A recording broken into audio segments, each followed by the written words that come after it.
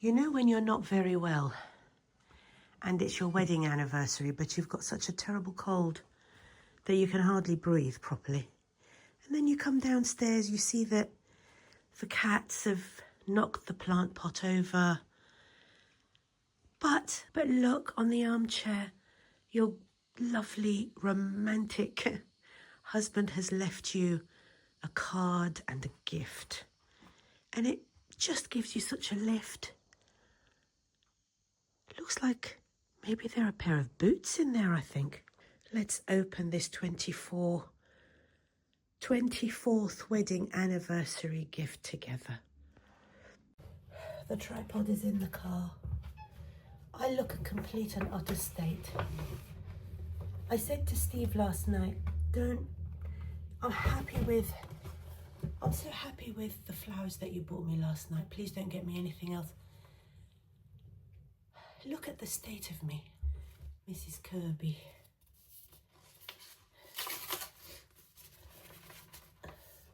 Loved you yesterday, love you still, always have, always will.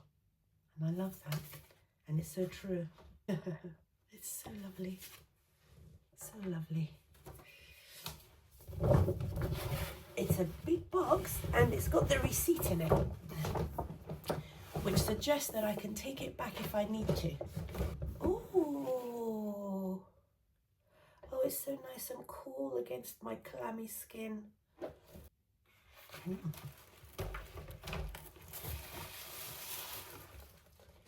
Knee-high boots.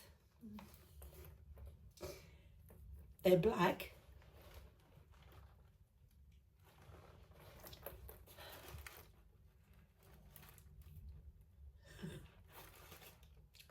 I'd rather have them in brown. They are a nice shape, but I'm not sure about the heel. Because remember, my ankle boots had this heel. I don't need another pair of black boots with the same heel. I think what I'm going to do is, I mean, they're very lovely. They are lovely. But I think what I'm going to do is that I'm going to exchange them for a brown pair of boots that have got a thinner heel. Yeah, a nice little kitten heel, I think. It's very sweet of him because he kind of knows that I've been doing my wardrobe and, you know, buying shoes and finding gaps and things like that. It's very, very sweet of him to do this. And it's very smart of him to have the receipt in here. And they're very lovely. But you know, we've been married for so long that me having this receipt and exchanging them is not going to be a problem. They're still going to be very special and very sentimental, but I might as well have the actual boots that I want, right? Rather than having a pair of boots that aren't quite right. And you know, you can't blame him really, because he doesn't know what colours I'm thinking and what shapes I want and where the gaps in my wardrobe are. I might even actually go into town today. Or whatever I end up doing today, I'm going to do it very, very slowly. Okay, I haven't been able to eat very much other than watermelon over the last few days. It's the only cooling thing that I could find to eat. And my tripod is in my boot of the car. And there's no way on earth that I'm going to be able to get out there. I don't even think I'm going to manage to have a shower. I'm not going to be able to leave the house today. So I'm going to have to do this video, generally speaking, later. But there is one thing that I wanted to address. I was so pleased that finally, after a lot of planning, I was able to buy my very first cashmere sweater.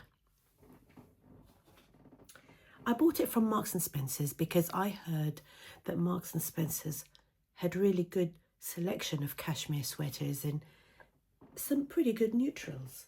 And I went for a V-neck in a sort of a soft camel colour. So I thought, you know what? If you're going to have one cashmere jumper, have something that is very, very wearable and can go with a whole load of stuff. I'm going to pop on my bra and I'm going to put this jumper on, and you tell me what you think. I was going to size up in it because I thought that I'd want it quite slouchy and soft. Do you know something? Now that I'm trying it on, this is exactly what I mean, ladies. You cannot know what you feel about something until you've brought it home. I'm having to do everything while you're balanced on something. When I first put it on, it felt like it was a bit itchy around my shoulders. Maybe I was hot and sweaty, I don't know, coming back from shopping. It's not as soft as I would have expected, you know. I had this image, oh, you know, I've heard cashmere, it's as soft as kittens. I don't think this is as soft as kittens. I think it could be an awful lot softer. So I think that this fit is pretty good. I could go up a size, but I have noticed that maybe it's the material that this is made out of. The shoulders are quite shaped, and I get the impression that if I went up, you know, another size, it might actually start to bag out here at the shoulders. And actually, this is not the last cashmere jumper that I'm ever going to buy. This is just, it's like the introductory item for a cashmere collection. And that's what I'm aiming for. And in due course, I will replace, well, not replace, but I will replicate some of my other jumpers that are either acrylic or a mixture. I will replicate them with the actual cashmere ones, and I will tend to wear the cashmere ones for home and for my going out. And the other ones will be for work because, you know, I might get a hole in this or something. Okay, so this is a UK medium. As far as this says, a gentle machine wash on warm, do not bleach, do not tumble dry, warm iron, and you can dry clean it. Do not use biological enzyme containing detergent, dry flat, and it's 100% cashmere. So I was going to return this. I was all set to return this. And there are a few other things that I wanted to buy as well. What with the boots and everything. I don't think I'm going to be doing any of that today. I'm going to get my nightie back on, get onto my bed, read my book, because I've got work for the next 3 days and I want to be well enough to do that. But now that I've tried it on again, I actually feel the fit is reasonable. I feel it's versatile. I feel that it's soft enough. It could be softer, but it's not really irritating me. Now, if I was going out today, I would put these jeans on, my cashmere jumper,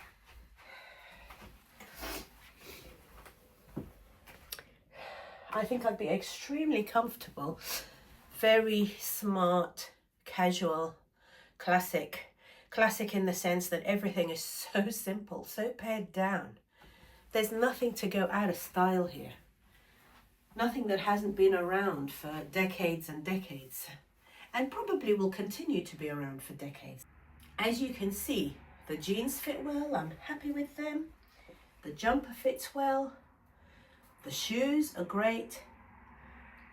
This is exactly what I was after.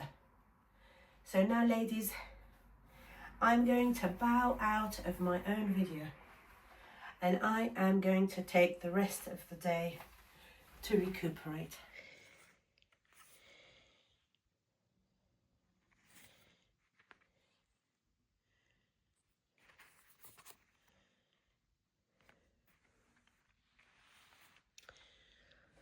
Oh look, I've just had a knock on the door.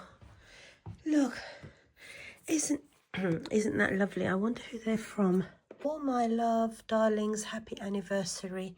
Love from Mum. That's Stephen's mother. Oh, look. Oh, wow. I think this is so sweet. I've just watered it. The plants will spring to life. I'd love to put it outside, actually. I'm going to put it outside the front door. My front door is red, so the cyclamen will go really nicely with it. Such a lovely gift from my mother-in-law. I'm so grateful that I can spend the day in bed, because my chest is like on a trigger. When I breathe in, it just catches. I can't imagine myself working or going out into the cold air or anything. I'm looking at that beautiful thing up there. It's amazing how things change, isn't it, in life? Stephen and I have been married for 24 years now. We got married in December, the 2nd of December, 2000. Really, it was a completely different world in those days. But my mother-in-law was just in her mid to late 50s, I think. She was still a young woman. She had Stephen and his sister very young, actually. She was just 20, I think, when she had Steve. So they kind of grew up together. And he's a very charming person. She was very attached, is very attached to Steve. And I can see that they have an extremely lovely relationship in a way that I can never understand, because I've never had sons and I don't have brothers. I didn't know my father. There's a serious lack of male people in my family. So I don't really understand men in that way, as far as having relationships with men. Stephen is the man who I've had the longest relationship with in my whole life, including, you know, father or anything else. The only man that I've had a long-standing relationship with. I've never thought about that before. I'm very attached to Steve.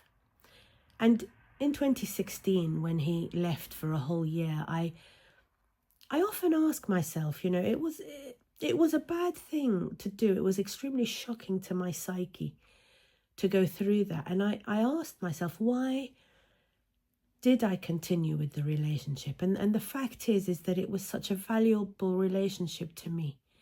I felt that at a very subconscious level. I really wanted to have that long-term relationship with a man. Maybe my soul knew that that's something that needed to be done. I suppose you might call it a karmic relationship in that respect, to bring in the far Eastern philosophy. But who knows? Things are so different now to how they were then. My mother-in-law did not take to me very well at all. I had been sterilized. I wasn't going to be giving her any grandchildren. And I can understand that now.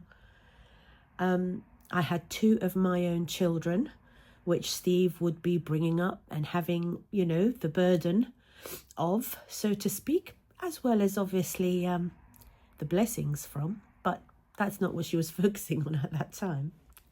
And she probably didn't trust my motives. And she didn't probably particularly want to share her son with anybody.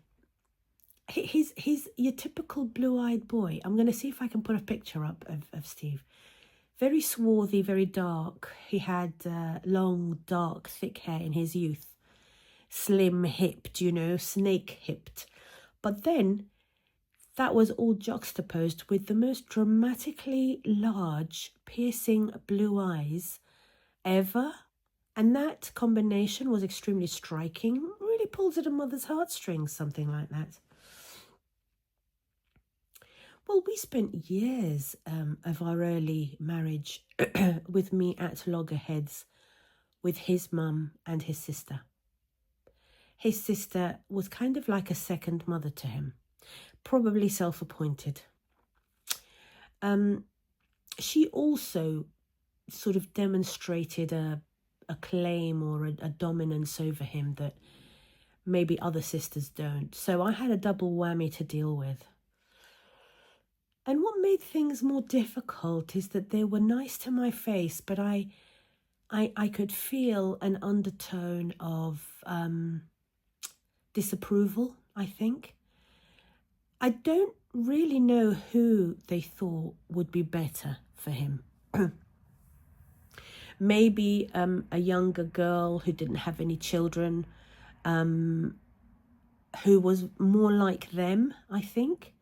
The fact that, I'm originally born abroad, maybe they preferred it if I'd been English. I don't know, but I always felt in my heart that these things didn't really matter, ought not to matter, because I felt that my heart was in the right place, that I was family minded, that I was in it for the long haul, and that I believed in looking after the older generation. I mean, these, and also importantly, I was willing to make a family with Steve in a real sense, to share my children with him, to